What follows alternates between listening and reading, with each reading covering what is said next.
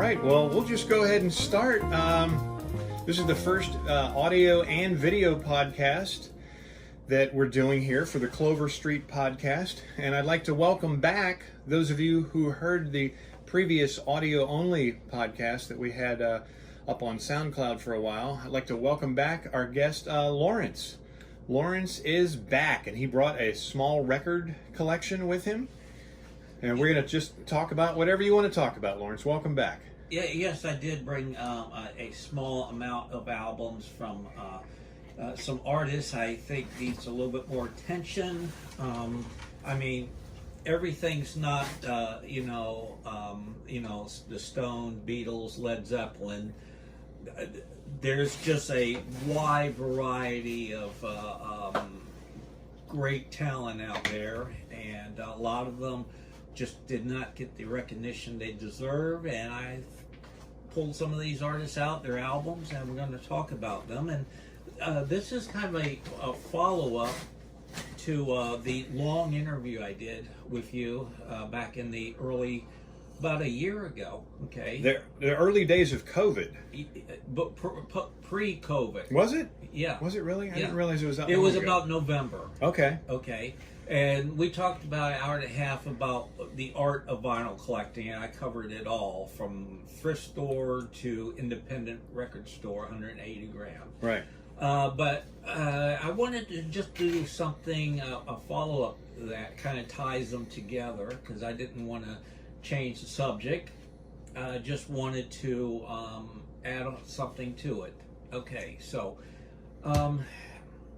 great day today. Great fall weather we're having. It's rainy, kind of damp, but it's not. The temperatures are still cool, comfortable. Okay. Where do I start, Chris, from here? Well, now, what is so special? Why did you select these particular albums from your collection? Are these lesser-known artists, or? Let's say they're lesser known to the general public, but these artists did form a fan base, a smaller fan base, and I belong to vinyl community sites, and people post these artists, and I just wanted to give them a little recognition. All right, yeah, well, show us what you got. Okay,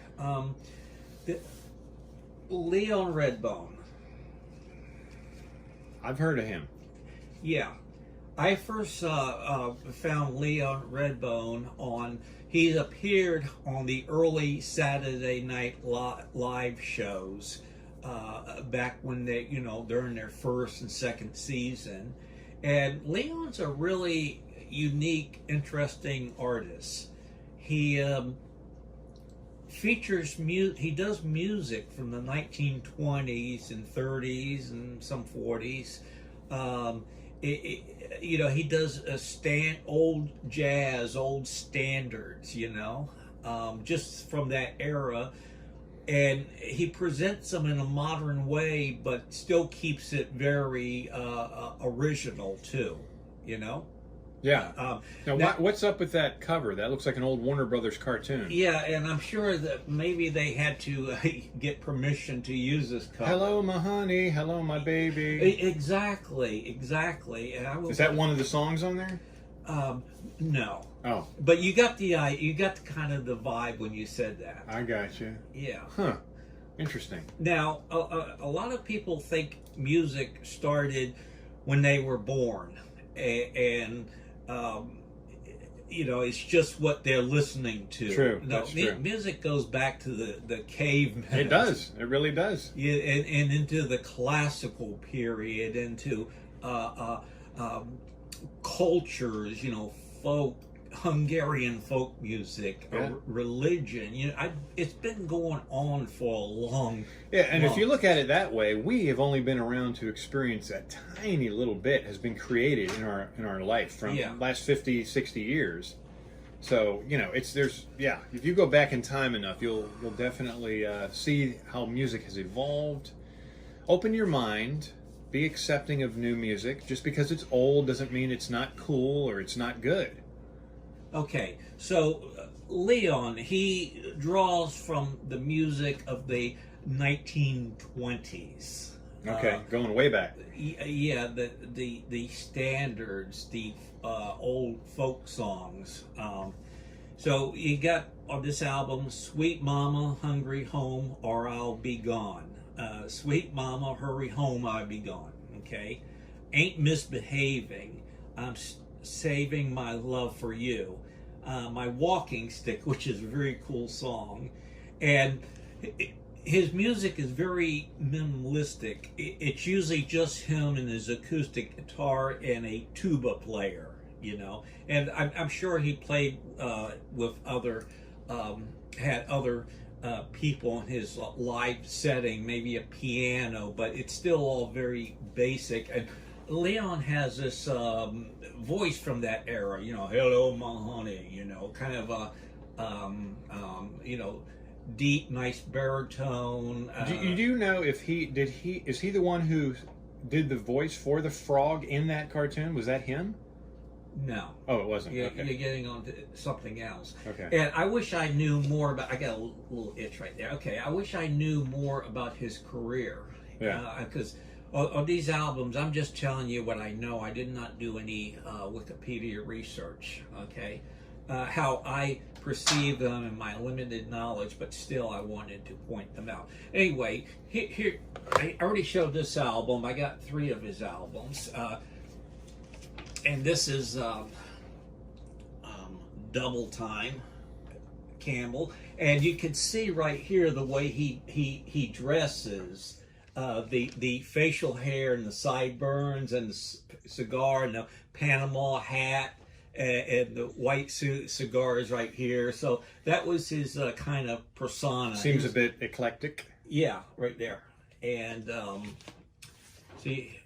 Another photo shot. I just noticed that the air conditioner turned off and it got much quieter in here. Good. So that's good. Yeah. Good. So Leon's just kind of really mysterious. You know, one guy. If somebody's listening and they say, "Well, let me just sample one song of Leon's," Okay. give me the song. Okay. Because they're going to go on iTunes or Spotify or something and just listen to whatever pops up. I can answer that question. Look these 2 albums up. These are considered his best album. Well, the third one I have a little less, but these 2, just look these albums up and look at the songs and just pick out any songs. That one's called Double Time. Yeah. And the other one is called what? On the Track. Oh, okay. On the Track, okay, and Double Time. Look these albums up and look at the songs, and you could go to Spotify if you want to listen to the entire album or other whatever streaming you have. Yeah, there's a million of them out there. Yeah. They'll find it. YouTube, Spotify. And he's on YouTube. There's performances of him on YouTube, so you can catch that as well. But he's a very cool artist to get to listen to, and this is really late AM hours at night if you happen to be up and you just want to listen to some music to kind of fit that time. Okay. All right. What else you got there? New artist? Something different? Something along the same lines. Okay. Lee Michaels. He is best known for his top 5 hit, "Do You Know What I Mean?"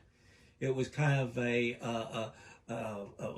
soulful R&B. I believe I know that one. Yeah, it's been 13 days since I don't know when. Da, da, da, da, da, da, da, da, Okay. da, da, da, you know. You can look that up. Look it up. Absolutely. Yeah, and that was his big hit, 1971. It went in the top 10, and once you hear it, it's an earworm song. It just gets in your brain, and if you never heard it, you heard it once, and then you turn it off, it will stick in your head. Okay, he's a really, really great vocalist. Multi-musician, but mostly keyboards and pianos, but he plays other instruments as well. He has since disappeared from music. He's still alive, and what I read from him, what he's currently doing is he got all the rights to his music publishing, which is great because when an artist loses their music publishing, that's a good source of income that's gone. Yeah. Okay. Feed off of that forever. And you don't have a say of how your music will be sold. You know, they could put lousy compilations together, you know, with lousy album covers, and you just don't have that say so. You know, they can do whatever they want if you don't own your own music publishing. Okay. He's had a number of albums, including his debut album, which is magnificent. It's called Recital. And it's a gatefold. You pop up the gatefold. There you go. I think that chainmail is the only thing he's wearing. Yeah, that chain. Look at, he has kind of a, you know, a teeny bopper, Bobby Sherman, you know, David Cassidy cute smile. Okay. And here he is again on the album that had the big hit. And he's really a, you know, kind of a heartthrob, good-looking, you know, guy for that era. You have a bit of a man crush on him? No, not me. But, you know, he does have a look that would attract teenage girls. Yep. Okay? Easy on the eyes. For the girls, yeah. Yeah. Okay. This album, while it did not have any hits... I mean, I do want to say that he looks much doofier on that album cover than on this one. Yeah. Yeah. This album did not have any hits. In fact, he only had one big top 10 hit. Do you know what I mean? But this is a great album. So look it up and listen to it for yourself. It's been a while since I've heard it, but I'll read some of the song titles and we'll move along. Recital. Leaving aside, if I lose you, time is over, no part of it, fell in love today, blind, grocery store soldier. That's a kind of a political song about people going off to war. Vietnam was going on at that time, so I guess that's inspired. Related artists, if you like this artist, other artists you would like is definitely Badfinger and the Raspberries. Okay.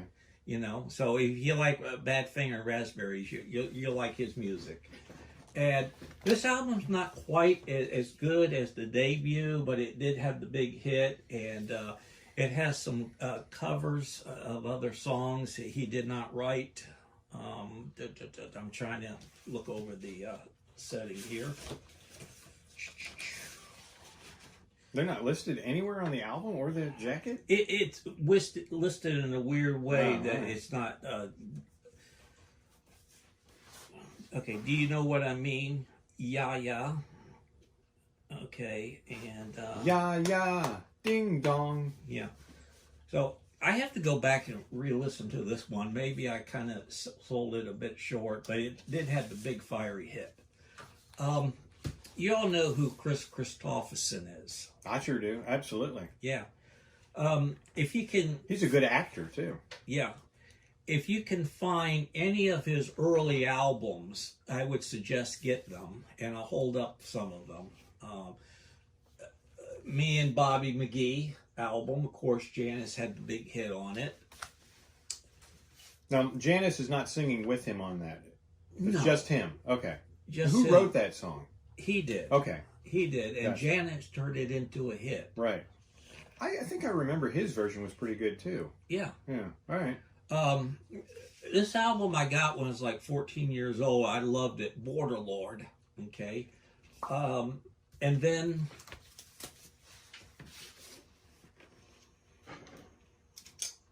Yeah, he's a good artist. Okay. And then the album that was very big for him, where he was really getting he was selling some albums now. Those other two did not sell well. It took a while for the public to catch on to Chris Christopherson. his songwriting and people recording his songs became bigger than his solo career. Okay, and then this album came out, and this album did very well for him. I did not realize that Jesus was a Capricorn. Yeah. Had no idea. Jesus was a Capricorn. He ate organic food, long hair, beard, and sandals, and a funky bunch of friends. Oh, so I've never heard that song in my life. Wow. You know, he's kind We'll of have to sample that one he's later. kind of presenting Jesus as a hippie. Yeah, yeah. When you think about it, yeah. Long hair, Yeah. beard, yeah. Wore robes and didn't bathe Yeah. very often. Well, that bathing was not quite as. So is Chris Christopherson trying to send the message that Jesus was nothing more than a dirty hippie? No. Okay. I mean, back in the biblical days, everybody was a hippie. Everybody was a hippie. Everybody was dirty. They didn't have the modern facilities. Well, don't sell short, Chris, because there were still streams Right. and all that. Sure. Uh, Like Woodstock. well, They bathed in the little ponds I and gotta stuff. tell you something. As society advanced and we got to the point where we had kings and queens living in luxurious castles, you know, being waited on hand and foot and all that, some of them did not believe in bathing. And an interesting fact, did you know that Americans and Australians are the only people in the world that bathe daily? The rest of the world, Europe and all that, they think we're weird. Isn't that something? Back to my king story. What they did was they cover themselves in fragrances. Yes, to cover up the funk. Yeah. Yeah. And applying that and applying that. Ugh. You know, so you don't want to get near a king and queen from that time. No, it's you're just going to smell a mixture of funk and perfume. It's not going to be pleasant. Yeah. No. Yeah. So anyway, back to Chris Christopherson. I don't shower every day. Yeah. Every other day. You know, when I need it. Every other day, you know. Okay. His three biggest songs that became very popular before his career really, he started getting more notice. Of course, Me and Bobby McGee. Me and Bobby McGee. Hit by Janis Joplin. Sunday Morning Coming Down, which Johnny Cash sang and had a hit. Popularized it. Yeah, popularized it. A few things about that song I gotta tell you about. The song is about sin and redemption. Okay, a guy waking up from a hangover who drinks too much. Okay, and he kind of let his life get out of control. He doesn't have clean clothes, and he mentions in the song, "So I found my cleanest dirty shirt." Okay. And he ventures outside, and a spoiler alert, and he smells the smell of chicken frying and children playing. You know, something pleasant. right. He has regrets that, you know, all this pleasantness and here, you know, my life is pitiful. You know, drinking too much and not, you know, living a cleaner, normal life, you know. So he's kind of... So what happens in the end? He's kind of examining his life and a possibility for change. Okay. So, you know, the song doesn't end, "Oh, I cleaned up my life and I, you know, got a 9-to-5 job now." And, but he's at least aware of it. And he's pondering it. He's thinking about it. Okay. Exactly. Self-realization. Yeah. Oh, Johnny Cash, when he had his variety show, sang the song, and there's a line in there about getting stoned, okay? And the producers of the Johnny Cash show and, you know, the higher-ups, the suits, wanted Johnny to change that line. You know, this is a family show, sure. and blah, blah, blah. What year are we talking about? 1970. Yeah. Okay. Sure. TV was very, believe it or not, folks, TV at one time was very conservative in what Yes. and we're sort of going back to that now. You know, Okay, everything, we're getting- political correctness and everything, we're kind of getting hypersensitive now and being real careful about what we put on TV because we don't want to offend anyone, you know. So Johnny did not make a commitment one way or the other how he was going to handle that line, you know, to edit it out or change it. And he did talk to Chris Christopherson about it. And Johnny said to Chris, "Well, just look at me when I come to that part of the song." And so Johnny did not change the line. He left the part about being stoned, and it said that Chris and Johnny just looked at each other. Did they broadcast it? Yes, it was a live Oh, it was performance live. on the show. Oh, wow. They could do the. Did he get in any trouble? So, the network? No? No, because it was Johnny Cash's show, and they were trying to convince him to change the line. You had a lot of parents having to explain to their kids what getting high meant, right? Because they heard it in the song. Well, if you ask me, I don't think the general public really. They probably didn't even catch it, right? Yeah, it was more of a public relations, public relation thing with Right. the network. You know, oh, you can't sing that because the public. And there's been other instances like the Stones when they performed the song "Let's Spend the Night Together." Just that alone, just the title of the song is controversial. And Ed Sullivan, the producer wanted them to change it to "Let's Spend Some Time Together," and they did change it. They did change it. Yeah, they did compromise, and I think the Stones' mindset was, well, it's only one line. We got to get the song out there, you know. Yeah. So they were willing to spend some time together. Yeah. That's so weird. Yeah. Yeah. And one other incident time about being censored. The Doors, when they appeared on Ed Sullivan to sing "Light My Fire." Yes. They wanted them to not use the line, and we couldn't get much higher. Right. Yeah. What did they change that to? Well, let me finish. And the Ed Sullivan show thought they had an understanding with the group that the line would be changed. Well, it wasn't. Again, live broadcast. Yeah. Okay. Yeah. And it wasn't changed, okay? And then after the show, the producers were just so upset, and it came to Jim's. Somebody told Jim Morrison, after the performance when they were in the dressing room, right. Well, you'll never do the Ed Sullivan show again. And Jim said, well, we've already done the Ed Sullivan show. Right. So we don't need you anymore. I wonder if these censors and all these people that are so concerned about these, and then they break the rules and they say what they're not supposed to say. What do they get? Just a few angry letters from super conservative mothers or something, and that's it? I mean, it's not like the network shuts down. Do they get fines from the FCC? I'm just wondering what the repercussions of that are, Yeah.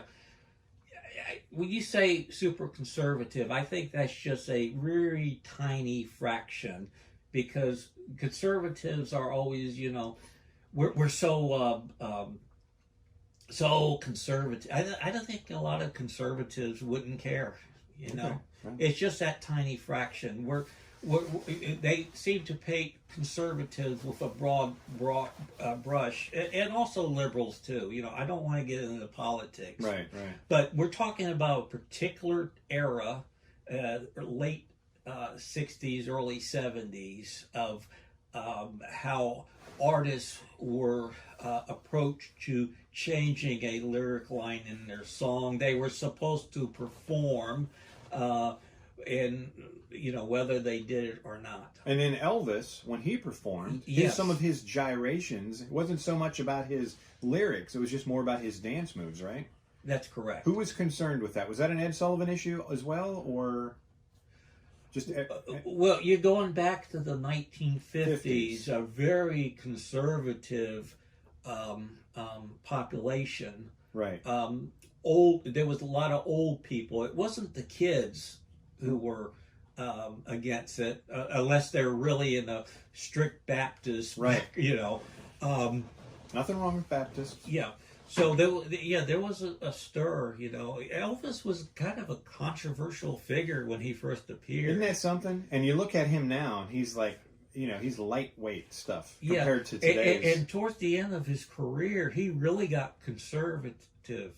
You know. Yeah, he always wore those full suits and just sort of really mellowed out a lot. He didn't do a lot of the jumping around he did when he was younger, right? Well, you know, his later performances, he still moved around, but he incorporated the movements he learned from karate.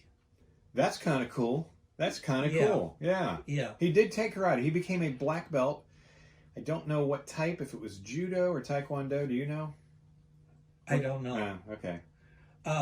But Elvis's later period was far different from his first. You know, the first year, you know, black leather jacket and all that. Right, very tight little pants. Yeah, and he was great on his 1968 comeback special. Especially he did the segment called the Black Leather Sit Down, which was kind of the unplug of its time, but they were plugged into amps. Okay. But having an intimate setting and playing songs, you know, strummings and bass, you know, keep it very minimum. And later, MTV had presented music in such a similar setting, but it was more acoustic guitars. Okay, so that was the precursor to MTV's Unplug. Right. Okay, so on that black leather sit down, it was just Elvis, Scotty Moore, and another bass player, and Elvis. And the cool thing about that is you get to see Elvis play some guitar, some cool rhythm guitar, and he's really jamming, because during his later performances when in the late 60s, the guitar was more of a prop. He wasn't really playing it. You know, he was singing and he had his backup band. Right. But on the black leather sit down, he is really hammering away at that guitar, you know. And it's too bad that he didn't develop that way, that he went, you know, the Vegas lounge singer route. Yeah. You know, he did have some really good hits in the late 60s, early 70s after a really dry period. And his last big hit was, big top 10 hit was A Hunka Hunka Burning Love, which was a good song, you know. And he had some minor hits, some country hits, but I think the quality of his material went down. It was just too safe, you know, too mushy. Yeah. And you'd had kids coming along now who was into Led Zeppelin and Pink Floyd, and Elvis just didn't, you know, Elvis just lost the newer generation, except for some exceptions. But Elvis is still the king. He was an interesting character, very complex dude. Yeah, this is Elvis here. You know, I actually went to Graceland back in 01 or 02. Yeah. Yeah, it was cool. I took a bunch of pictures. Got to tour his house. He just had so many different themes and different rooms and stuff. But the styling is all like grandma's furniture. Well, yeah, it was the time period too, you know. He had a jungle room, which was the coolest thing, with the shag carpet, and it was just very, very dated. They even had the room where they had a TV similar to the one that he shot out. They had that set up. He actually shot a TV screen with a gun. I don't know why. Maybe they showed something on there he didn't like, but... And I got to see his gravestone, and I think his middle name is spelled wrong or something on it. Now, my big regret was in 1974, I think it was. I had a chance to see Elvis because my mom and your mom went to see Elvis, and they said, "Hey, we got another ticket. You want to go?" I said, "No." You know, Elvis. He was square. Well, I knew Elvis's importance, and I knew how great his records was, but I was just into other things. Okay, was it at Scope or Coliseum? I think it was at Scope. Norfolk Scope. Yeah. Wow. I regret not going. Yeah. Oh, I'll bet. Because, you know, Elvis was kind of ancient ruins. Yeah. Even ancient ruins are magnificent to look at. Yeah, and then some of your favorite artists that you grew up with, the rock and roll guys, Elvis was a huge influence on them. Right. It would have been nice. I mean, Elvis was only 41 when he died. It would have been nice for him to, if he had got his health back, got a kind of a got off the drugs, got off the drugs, got a good perspective on life, and got a little bit more confidence because he relied too much on his manager, the Colonel, and on his the Memphis Mafia. Right. And the Memphis Mafia, there's a great documentary on them, and it kind of tells their story. And they saw that Elvis was fallen, that he was heading in a bad place, and they tried to get him straightened out, but just could not. And it's still happening today with artists. You know, the overuse of prescription drugs and the illegal drugs. It's a shame, but it's so tempting when you have that much money and that much popularity. And the stuff is just handed to you. Well, Elvis got hooked on prescription medicine because it helped him function and made him feel good. Yeah, yeah. And then it gets to a point where he can't function without it. He can't feel good without it. On this Memphis Mafia documentary, one of them told off one of Elvis's doctors, one of Elvis's pill pushers. You don't give that man, blah, blah, blah. Right. And Elvis found out about it, and he chewed him out. Yeah. He said, when are you going to get your medical license? You have no authority to issue out, Yeah. And didn't fire him, just chewed him out. And Elvis was on the treadmill and really going away. I feel good, Yeah. Well, he was on those pills. Huh. It wasn't a natural In that Memphis Mafia documentary you were talking about, did they have that actually happening? Did they film that exchange? No. Oh, they were just talking about this it. is recollection Right. from the members. Right. Okay. Okay. But they tried like the devil to get them straightened out. And how are we doing on time? We're about a half hour into it. We got about a half hour left. Good. Okay. You want to get back to your albums or? No. Well, let me finish this Yeah, absolutely. up about Elvis. Elvis was in a really bad condition in Vegas where he was doing shows. Health-wise. Yeah, yeah. And there's one time when he was in such bad condition, he had to go into bed, and they almost lost him there, okay? And they brought the doctor in, and the doctor revised him. And Elvis's manager came in to the room to see what was going on, and he saw the condition of Elvis and all that. We're talking about the Colonel Tom Parker, and so the Colonel saw the condition Elvis was in, and said to the Memphis Mafia members, and he didn't have any concern about Elvis. All he said was, it's vital that we get this man up and going for him to be on that stage tonight. So to him, Elvis was a cash cow, ATM cash machine. So he didn't really care about the well-being of Elvis himself. He just wanted to make sure his show was performed and the money was collected. Exactly. Huh. Very, very sad. Interesting. So, Elvis, like... And how long ago, with this incident you were just talking about, how, in relation to when he died, was this about a year before he died or months before? I guess the period where Elvis went in decline. Okay, because he died in 1977. Yeah, right? Elvis had a live performance that was broadcast all over the world called, from a Hawaiian concert. I forgot the name of it. Hola from Hawaii. Okay? Aloha. Yeah, and a record album of the live performance came out and all that. And during those performances, Elvis was a little bit more sluggish.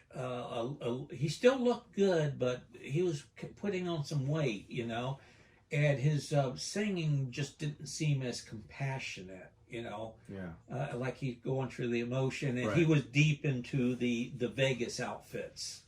Yeah, It's not bad performance, but you can. They were kind of dressing him up nicely, but it was the start of the decline. Yeah. Leon Russell, Is that the next one? That's the next one. All right. Have you ever heard the name? I've heard his name. I have heard his name. I don't know anything about him, though, I don't think. Leon was I think he was part of the Wrecking Crew, or associated with them. He played on a lot of hit records, and I don't have the list. No, you don't need it. Okay, so he was a great session musician, very thought out. Was he a rock and roll guy? Yeah, Okay. More blues, gospel. Okay. You know, that was Leon's style. But he started out as touring, and got himself really immersed in the music scene before having a solo career. Okay. Leon had a great voice, a very kind of voice that lends itself to gospel and blues, but he was a great songwriter. He wrote the song for You, which is just a beautiful... The one Ray Charles redid? I think Ray Charles covered it. That's a great song. Yeah. That song actually was the song that my dad and stepmom danced to as their first dance together at their wedding. And the Carpenters covered it too. Did they? The Carpenters. Okay, I did not know that. Yeah, that's a great song. They did a great job of, although they had more of a clean style, they still put a lot of soul into it. And he wrote that song? He wrote it. Oh, okay. And he wrote a couple more that were standards as well. And he's is noted for his performance on the concert for Bangladesh. Are you familiar with that? I've heard of it. 1971 August, something George Harrison and Ravi Shankar put together, because there was a famine going on in India, and Ravi approached George about putting together a benefit concert to help alleviate suffering, raise money and awareness. And so it was put together a historical live show at Madison Square Gardens, and lots of people on that show. Bob Dylan, his first appearance in years. Bob did about 5 songs that was on that's on the concert for Bangladesh. George Harrison was just coming off of the success of All Things Must Pass album, so his songs are on that album. Do you have this on vinyl? Yes, I do. Okay. I haven't listened to it in a long time. And Leon Russell does a segment which he steals the show. He turns his performance is like an old Baptist tent revival. Yeah. With gospel and it's just great. And gospel and rock together. Yeah. Huh? Also, Bad Company, not Bad Company, Badfinger is on that album, performed on that show as well. And there are others. My mind draws blank. You want to show the... So the albums I got from him is albums on the early Shelter label, right here. There he is, Leon Russell. And there's more too. I'm just showing. I just brought these 2 over. Okay. Interesting cover there. Yeah. His big hit was called Lady Blue, a song that he put in the top 20 from Will-O-the-Wisp album. After that album, his popularity, while he became still a live draw, album sales and all that kind of dwindled down. The public kind of forgotten about him for a while. Not totally forgotten about, but you didn't hear about him that much. Is he still alive? Well, I'm getting to that.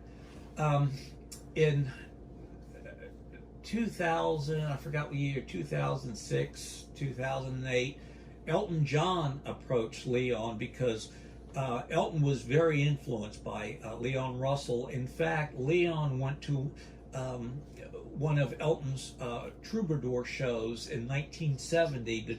That was Elton's live American debut American live performance in America, the Troubadour in Los Angeles. And Leon went to the shows, and Elton and him became friends, and Leon encouraged Elton, made suggestions and all that, and Elton was picked up his Leon's style of piano playing. If you listen to albums like Tumbleweed Connection or the early Elton John albums. So anyway, Elton approached him in 2006 of doing an album together called The Union, which they did, and it became a very successful album, one of Elton's higher regarded albums for the 2000 period. And Leon went on to release a couple more albums. The last one was great, but he succumbed to illness and passed away maybe about 3 years ago. Oh, all right. So I wonder how old he was. Probably in his 70s? Maybe early 70s, We're losing a lot of these classic performers. Speaking of, Mr. Eddie Van Halen had passed away about a week ago now? Yeah, I always say this about Eddie. All right. Tragic loss. Guitar rock was kind of at a standstill. I mean, it was still popular. We still had Southern rock and all that, but we had disco was really coming to its own. And I'm not a disco suck person. I think some great music was created in the disco period. Yeah, absolutely. But Eddie came along with this sound, this style, of tapping, and really revised rock. Right. Okay. His song Eruption. Oh man. That is like a nice bred stallion horse, that really has a lot of power and energy going into the rodeo ring, and it's just doing all kinds of things, just running around and coming up, like that, as horses do. Sure. I never thought of it that way. Yeah, that was Eddie. Yeah, for sure. And I think there was 3 periods of Van Halen. Okay, the David Lee Roth period, Sammy Hagar period, and then the lesser period of after Sammy left. They used another vocalist that didn't work. You don't know his name, do you? No, okay. He was the lead singer of the group Extreme. Okay. Okay. And then grunge came along. So Van Halen laid low for a while. Not as many tours. There was no album releases. The last album release was back in, I think, 2015 or 13, somewhere along there, where David Lee Roth came back on board. It was a pretty good album too. Look, I forgot the title of it. Yeah, I don't think I've heard that. Yeah, it's a picture of like a bullet train on it. Okay. A bullet train? Yeah, an old-fashioned bullet high-speed train. Like a Coors Light kind of thing. Yeah. All right. And it was a very good album. Of course, David Lee Roth has lost some of his youthful tone in his voice, but he could still sing. Yeah. And I thought it was a really start of a new period for Van Halen. But after about 50 shows, they canceled the tour. And why? Eddie got married, but I have a suspicion that it was canceled because of his illness. And then after that was it, right? After that was canceled. Yeah, that was pretty much it. Was the Van Halen reunion anything like the Led Zeppelin reunion in that where they didn't get along that good, the Guns N' Roses? But I can't tell you that because I'm not there. I don't know. They were able to pull off an album in 50 shows. Let's just leave it at that. Yeah. Huh. Okay. Well, that would have been something to see then. Okay, I'm going to fish up more. How much time? Rest in peace, Eddie Van Halen. We got about 20 minutes. Okay, good. 15 to 20. A few more I want to cover real quick. I'll show this. Who's that? Donnie Irish. Donnie Irish. And where's my glasses? Right here. Okay. Donnie Irish had a. This was his best album, and I've not heard of him. Yeah, I got another one. This is just a great freaking album. So if you see it at a thrift store and it's playable, get it. His big hit on it. Love is Like a Rock. Okay, it's a great song. It sort of sounds like a softer Queen. Was it a radio hit? Yeah, it was a radio hit. Okay. Yeah, it was a top 40 radio hit. It did not do as well as it should have been, but the FM album oriented radio stations were playing it a lot. But the entire album's really good. Interesting stance there he's in on the cover. Yeah. And the Cruisers. Donnie Iris and the Cruisers. Yes. Okay. Yeah. After that, he kind of faded. Prior to him becoming successful on his own, he was in another band called Rap, Make That on the Rap. You know, they had a big hit, and my memory escapes me the title of that band. But he wasn't part of that hit. He kind of joined to tour with them. If you like late 60s, early 70s, kind of trippy, psychedelic music, this album right here, Spirit. That's the name of the group? Yeah, Spirit. Spirit, okay. Yeah. And they had two big radio hits, A Line on You. Anyway, we'll post some links. Yeah. Okay. Sure. This album is, very psychedelic for that period. Some neat artwork in there. Yeah. Okay. The last album is actually a new artist who just released his debut album about a year ago. And I found out about him on NPR First Listen. NPR. Have you ever heard of Tiny Box? Yeah, I know about all that stuff. Yeah, that's good. That's how I discovered a local Hispanic group called, I can't think of the name of them right now. I'll get it later. Who you got there? I'll let you read the name. Ian No. That's Ian No. Between the Country. Between the Country. Ian is an artist from this album that is showing a lot of promise. This is a great album. This is his debut album? It's his debut album. Okay.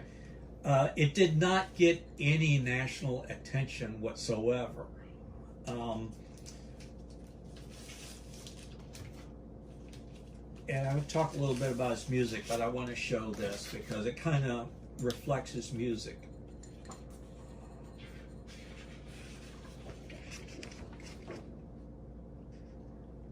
Oh, how nice. Me like a lot. There's the lyrics. You can call Ian a Appalachian troubadour because he's from Tennessee or Kentucky, but I think it's Tennessee. He's from a part of the country that has his songs are about opium addiction, poverty, difficult relationships, and rural life. Things that he's experienced. Yeah, he grew up in. Okay. There's one song on this album, and we'll provide a link as well of him just performing acoustic guitar. It's called Meth Head. Oh, okay. And he's just describing someone who has been overcome to addiction, okay, and his situation. Methamphetamine. Yeah, hold on one second. Okay. I saw them down in the dumps hurling armless loads of junk into a pickup truck. Bound for the yard, he was skittish and strange, like a wild dog with mange. Mange. Yeah, and there was blood everywhere in his hard, winding deep throughout the grind. Just really, really hard-hitting lyrics in that song. And another song, Irene pulled in at midnight, lit up smoke and beer, proceeded to crawl to the porch and called, "Your favorite child is here." There's not a moment wasted on this album. Just every song you want to listen to. There you go. So check it out. If you like Dylan, if you like John Prine, but Ian doesn't have the humor of John Prine. Americana, folksy, roots music, and he's got a great voice. That was really grabbed me. Kind of a Woody Guthrie type of voice. Anything like John Denver at all? No, John Denver's music was happy. He was born in the summer of his 7th. So this is like the dark side of John Denver, maybe. Not even. I wouldn't even associate him with John Denver, except John and him did a acoustic bass, folky music. Right. This is more. John celebrated the happy side of life, which is great. There's a place for that. I love John Denver's music. Okay, and Ian looks at the darker side of life. I wouldn't want to say that John Denver's music is not truthful. It's kind of a fantasy wishing, but and there's like I said, a place for that, and we have to have that. We have to have hope, Ian is kind of the opposite side of that. Utter despair. You're at the end of your line. Well, yeah, but there's hope too. Okay. There's hope too. It's not all, depressing and all that. Just looking at the situation. Right. Being real, being honest.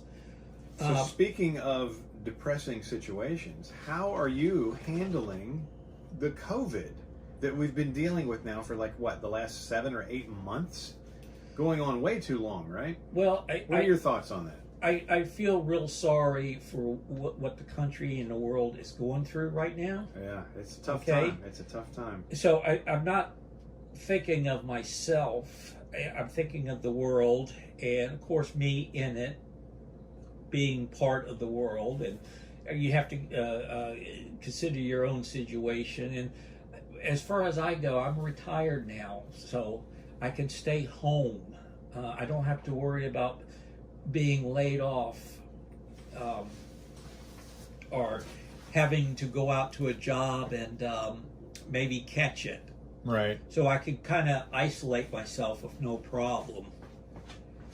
But I look at the other people, see what they're going through.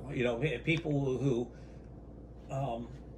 have had financial hardships, are afraid. I have to go out and work. I have to cashier at Walmart, or the bills won't get paid. Yeah, you're lucky you retired before all this happened.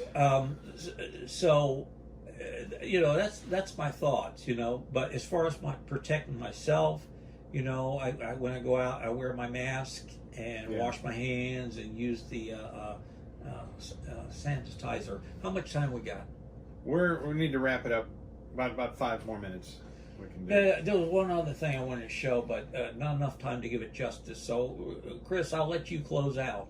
All right. Well, I want to thank everyone. This is, like I said, this is our first video and audio podcast. So, we're gonna tackle the issues that might be revolving around that. The easiest part of this whole thing today that we did was the talking and the interview itself. The hardest part is going to be editing. It's going to be challenging because I'm going to have to switch from camera to camera and make sure the audio's good. And what's up? Okay, I'll just conclude myself with a quick remark. These albums are they're on streaming, and if you're a thrift store album collector and you see them in playable condition and they don't want an arm and a leg, pick them up. Yeah. Now Lawrence is going to be sort of a regular guest here on the show. We will check in with him every now and then and see what's happening in the music world. we'll take trips down memory lanes. We'll talk about newer artists. We'll talk about older artists. Lawrence's music collection is quite expansive with just about every genre you can think of. So Thank you. he is an encyclopedia of music knowledge, and so it's always a treat to have him on the show. Be sure to listen to my interview, which we're going to post late. You don't have to sit down and listen to it. You could just blast it loud while you clean your house. Which interview is that? The SoundCloud interview. Oh, yeah. I'm going to actually try to get that interview too and upload that to YouTube and just maybe put some still images or something so they can listen. It has a chance of reaching a much greater audience when it's on YouTube. And so the Clover Street podcast is still evolving, and we're trying to figure out what direction we're going with. And next week, I think we're going to be talking to my dad, who is an accomplished jazz musician, and he worked at NASA for like 30 plus years as an engineer, so that'll be a lot of fun. Stay tuned for that. But again, Lawrence, thanks for coming by. Appreciate your time, and it's been a lot of fun. Thank you for watching, and don't forget to subscribe, like, comment, and subscribe to the Clover Street podcast. Tell your friends about it. And our only sponsor that I want to mention is Digital DJs of Hampton Roads, which is another company that's under the same production umbrella as the Clover Street podcast. Music for any occasion. You can call us, and we'll be glad to work your wedding, your private party, event, social distancing. We'll do what we have to do to make things happen. So we got weddings already booking up for next summer. So contact us for that. You can find us on Instagram, on Facebook under the Clover Street Podcast or Digital DJs of Hampton Roads. Do you have a YouTube page that you want to promote or mention or anything? Yeah. What's it called? The Vinyl Life or something? The Vinyl Life. The Vinyl Life. So Yeah. look that up. And of course, we'll put a link in our description here to all these things. Tons of links to lead you in the right direction. So again, thank you for coming by. Thank you, Lawrence. And that will conclude this episode of the Clover Street Podcast.